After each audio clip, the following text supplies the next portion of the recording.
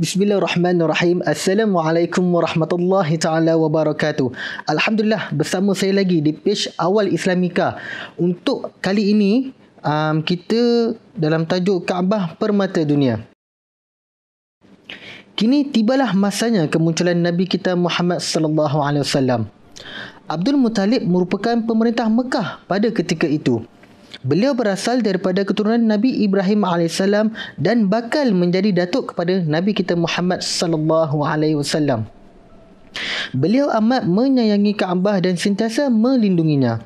Beliau menjadi tuan rumah kepada umat manusia yang datang untuk bertawaf, iaitu berjalan mengelilingi Kaabah beberapa kali. Kaabah merupakan tempat suci kerana dijadikan tempat beribadah pertama di dunia. Kaabah merupakan permata dunia. Allah Subhanahu Wa Taala telah mengutuskan manusia yang pertama, iaitu Nabi Adam alaihi salam, untuk membina bangunan yang suci ini. Kiranya Kaabah adalah bangunan pertama ataupun binaan yang pertama di muka bumi ini, yang telah dibina oleh manusia pertama juga di muka bumi ini, iaitu Nabi Adam alaihi salam. Berkurun lamanya daripada zaman Nabi Adam AS, masa berlalu, hari berganti hari, tahun berganti tahun, abad berganti abad, Kaabah telah runtuh.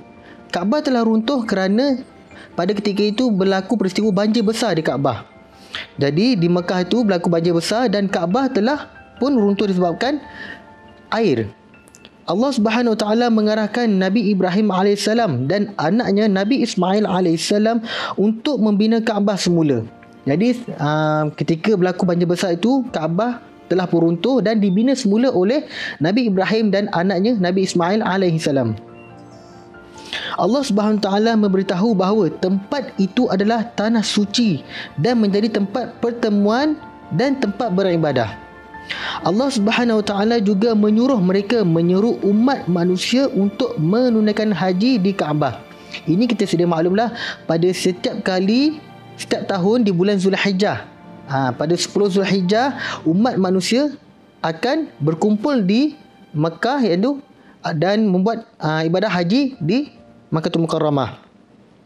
Sejak itu manusia menjaga Kaabah dengan penuh keagungan. Akan tetapi mereka melupakan ajaran Nabi Ibrahim AS dan mula memuja berhala. Oleh kerana manusia ni, seperti tajuk yang lepas saya beritahu, manusia ni mudah lupa. Jadi setelah lama ditinggal tu, akhirnya manusia kembali untuk menyembah ataupun memuja berhala. Namun begitu, Kaabah tetap dihormati.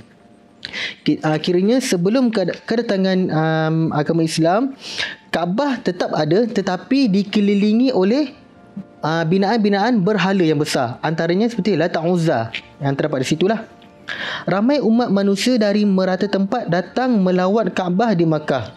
Tetapi minat mendalam yang ditunjukkan oleh orang ramai terhadap Kaabah tidak disukai oleh setengah orang. Yakni Kaabah walaupun banyak berhala, tapi ia menjadi satu tempat tarikan yang mana orang berdagang, orang bermusafir, mereka akan singgah di Kaabah sama ada bertawaf ataupun berdagang di situ. Tetapi ada juga sebahagian manusia yang tidak menyukai Kaabah. Antaranya siapa? Orang yang paling membenci Kaabah ialah Abraha, pemerintah kerajaan Yaman. Yakni pada ketika itu Abraha adalah juga seorang raja, pemerintah yang mana mempunyai bala tentera yang besar dan juga binatang ketenteraan besar, antaranya seperti gajah.